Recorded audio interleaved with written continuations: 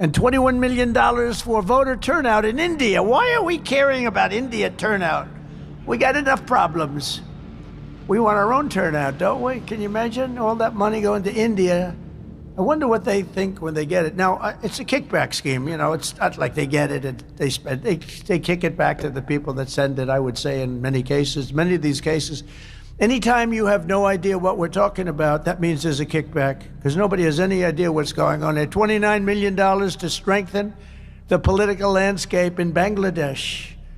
Nobody knows what they mean by political landscape. What does that mean? आज मैं आपको एक ऐसी कहानी सुनाने वाला हूं जो कवर्ट ऑपरेशन, प्रोपेगेंडा और पॉलिटिकल इंटरफेरेंस के हिडन एजेंडास को एक्सपोज करता है। ये कहानी है यूएस एड की, जो कि एक ह्यूमैनिटेरियन एजेंसी के नाम पर चलती है, लेकिन असल में ये पॉलिटिकल नैरेटिव्स को मैनिपुलेट करके सॉवरेन नेशंस को डिस्टेबलाइज करने का एक टूल बन चुका है। 1961 में प्रेसिडेंट जॉन एफ कैनेडी के अंदर शुरू हुआ था ये यूएस एड। ये एक ऐसा ऑर्गेनाइजेशन था जो ह्यूमैनिटेरियन एड और डेमोक्रेसी प्रमोट करने के लिए बनाया गया था, लेकिन धीरे धीरे इसका मिशन अपनी एक्चुअल मंजिल से, अपने एक्चुअल टारगेट से भटक गया। डेवलपमेंट एड के नाम पे यूएस एड एक ऐसा टूल बन गया जो कि पॉलिटिकल इंटरफेरेंस और रेजिम चेंज जैसे चीजों में इस्तेमाल होने लगा। ये बात है जनवरी 2023 की। जनवरी 2023 में लीक डॉक्यूमेंट्स ने रिवील किया कि यूएस एड फाउंडेड एनजीओस का कनेक्शन लश्कर तैयबा और हमास जैसे टेररिस्ट ऑर्गेनाइजेशन से था। और इसी के बाद हमारी कंट्री ने ये जो क्रॉस बॉर्डर टेररिज्म है, इसके ऊपर जो इश्यूज थे, इसको रेज किया था। आपने देखा होगा कि बांग्लादेश के अंदर किस तरीके से तख्ता पलट हुआ था, हम सभी लोगों को याद है।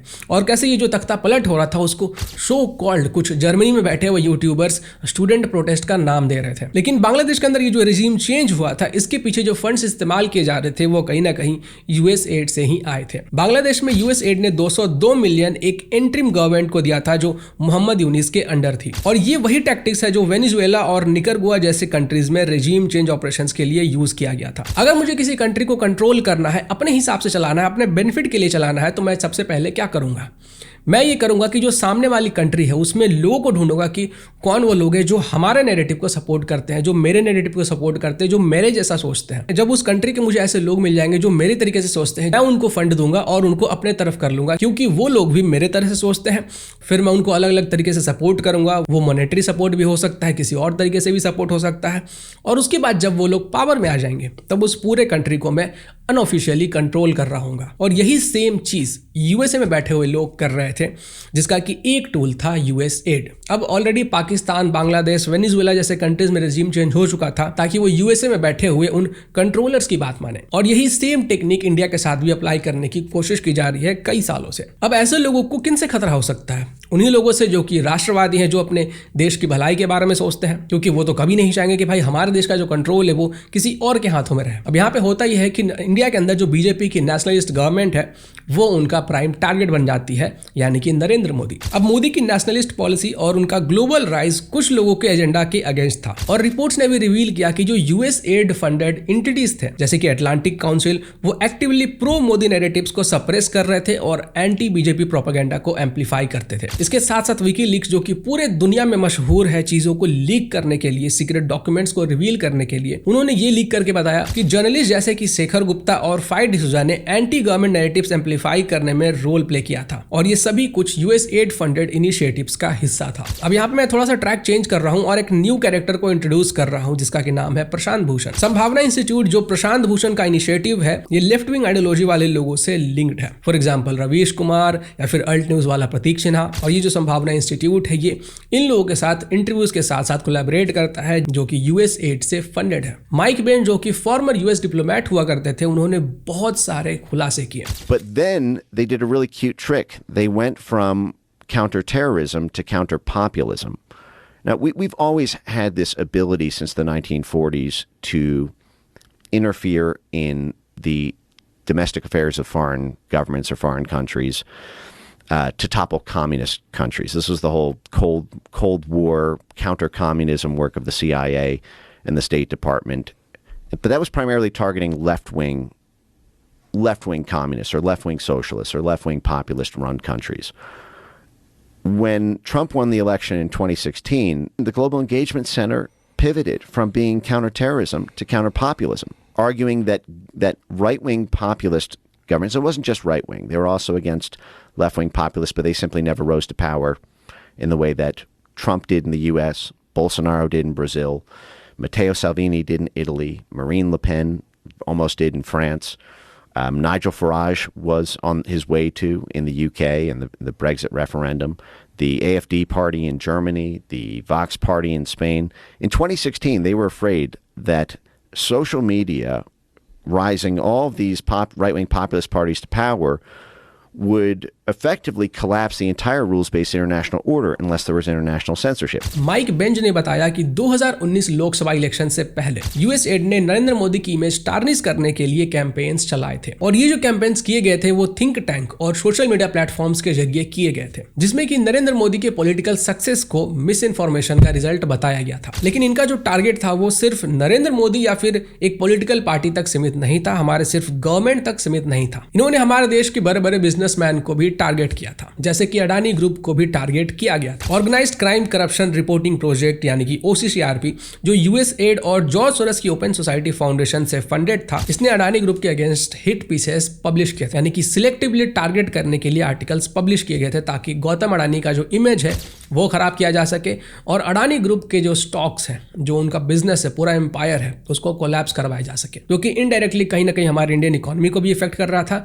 और साथ में हमारे देश के जो लोग हैं जिन्होंने अडानी ग्रुप के स्टॉक्स में इन्वेस्ट किए हुए थे उनको भी लॉस करवा रहा था। तो OCCRP का ये जो पूरा प्रोपेगेंडा था वो जैसे धीरे धीरे सामने आने लगा तो इलॉन मस्क ने भी इसके ऊपर सवाल उठाए थे, जिसके बाद की OCCRP ने इलॉन मस्क को ही टारगेट करना शुरू कर दिया। अब यहाँ तक जो चीजें हमने समझी वो तो सिर्फ पॉलिटिक्स और हमारे इकोनॉमी या फिर बिजनेसमैन से रिलेटेड था, लेकिन यूएसएड की जो जड़ें हैं वो सिर्फ यहीं तक सीमित नहीं है, इससे कई ज्यादा दूर तक जाते हैं। यूएसएड के जो फंड्स थे वो मिशनरीज के पास भी पहुंच रहे थे, जिससे कि हमारे देश के अंदर धर्मांतरण करवाए जा रहे थे। चर्च वर्ल्ड विजन जो हेवली यूएसएड से फंडेड था, ये रिलीजियस कन्वर्शंस के लिए एड मनी यूज कर रहा था। और आप लोगों ने भी देखा होगा कि कैसे धीरे धीरे हमारे देश के अंदर जो रिलीजियस कन्वर्शन थे, खास करके जो हमारे ट्राइबल भाई बंधु हैं, उनको टारगेट किया जाता है और उनको क्रिश्चियनिटी में कन्वर्ट करवाया जाता है, उनको लालच देके या फिर उनको डरा के या किसी तरीके से उनको बहला फुसला कर। सबसे ज़्यादा चौंकाने वाली बात होती है कि वो लोग रिलीजियसली कन्वर्ट तो हो जाते हैं, लेकिन वो लोग कहीं पे भी उसको शो नहीं करते हैं। ऑफिशियली उनके जो पेपर्स होते हैं, जो डॉक्यूमेंट्स होते हैं, उनमें उनका नाम कहीं भी चेंज होता ही नहीं है। तो जब सेंसस होता है तो पता ही नहीं चलता है कि भाई कौन लोग कन्वर्ट है, कौन लोग कन्वर्ट नहीं है। जो रियल डेटा है वो सामने ही नहीं आता है, क्योंकि उन्होंने ऑफिशियली अपना डेटा तो चेंज किया ही नहीं है, बस वो रिलीजियसली कन्वर्ट हो चुके हैं। और ऐसा इसलिए किया जाता है ताकि वो गवर्नमेंट के नजर में ना आए, पकड़ में ना आए, ताकि गवर्नमेंट इन मिशनरीज के खिलाफ कोई एक्शन ना ले। इसके साथ साथ जो ट्राइबल भाई बंधु हैं वो कन्वर्ट होने के साथ साथ जो गवर्नमेंट से स्कीम मिलते हैं उनका फायदा भी उठा सके। और अब हम बढ़ते हैं थोड़ा सा डीप स्टेट के तरफ। यहाँ पे डीप स्टेट का भी कहीं ना कहीं इन्वॉल्वमेंट है। जनवरी 2025 में यूएसए के प्रेसिडेंट डोनाल्ड ट्रंप ने इस यूएसएड के खिलाफ अनप्रेसिडेंटेड क्रैकडाउन लॉन्च किया। ट्रंप ने इस यूएसएड को क्रिमिनल ऑर्गेनाइजेशन कहा और साथ ही साथ इसके जो एम्प्लॉयज थे उनको छुट्टी पर भेज दिया। And $21 million for voter turnout in India. Why are we caring about India turnout? We got enough problems. We want our own turnout, don't we? Can you imagine all that money going to India? I wonder what they think when they get it. Now, it's a kickback scheme. You know, it's not like they get it and they spend. They kick it back to the people that send it, I would say, in many cases. Many of these cases, anytime you have no idea what we're talking about, that means there's a kickback, because nobody has any idea what's going on there. $29 million to strengthen the political landscape in Bangladesh. Nobody knows what they mean by political landscape. What does that mean? और यहाँ पे एक point के ऊपर मैं आपका ध्यान खींचना चाहूंगा कि ये बातें बोली गई हैं यूएसए के प्रेसिडेंट डोनाल्ड ट्रंप के द्वारा, जो कि यानी कि यूएसए के गवर्नमेंट के द्वारा बोली गई है। ऐसा नहीं कि कोई भी ऐरा गहरा व्यक्ति आता है और ट्वीट कर देता है या कुछ भी बोल देता है, नहीं, ये बातें बोली गई है यूएसए के प्रेसिडेंट डोनाल्ड ट्रंप के द्वारा, यानी कि यूएसए के गवर्नमेंट के द्वारा। इसके साथ साथ इलॉन मस्क ने ये रिवील किया कि ये जो यूएस एड है, इसके जो फंड्स थे वो इस्तेमाल किए जा रहे थे बायो वेपन्स बनाने में, जो कि कहीं ना कहीं कोरोना से लिंक्ड था। ये इंसिडेंट हमें पुराने समय की याद दिलाता है जब फॉरेन ऑर्गेनाइजेशंस के ऊपर ये इल्जाम लगता था कि वो हमारे देश के अंदर पॉलिटिकल चीजों को इन्फ्लुएंस करने की कोशिश कर रहे हैं। बीजेपी की गवर्नमेंट ने पहले भी सवाल उठाए कि जो हमारे इंडिया के अंदर कुछ ऑर्गेनाइजेशंस हैं और जो बाहर के ऑर्गेनाइजेशंस हैं वो कैसे मिलकर काम करते हैं ताकि हमारे देश के इंटरनल अफेयर्स में वो अपनी टांग अड़ा के अपने तरीके से उस चीज का इस्तेमाल कर सके। आप जानकर चौंक जाओगे कि यूपीए की गवर्नमेंट ने यूएस एड से अभी तक टोटल $203 मिलियन रिसीव किए हैं। यूपीए टेन्योर के दौरान, यानी कि जब कांग्रेस पावर में थी, उस दौरान जो यूएस एड से फंडिंग हो रही थी उसमें बहुत शार्प इंक्रीज हुआ था, जिससे ये समझ में आता है कि कैसे यूएस एड और दूसरी फॉरेन पावर्स की इंडिया में बढ़ती इन्वॉल्वमेंट को दिखाता है। ये भी दिखाता है कि यूएस एड डीप स्टेट और कांग्रेस का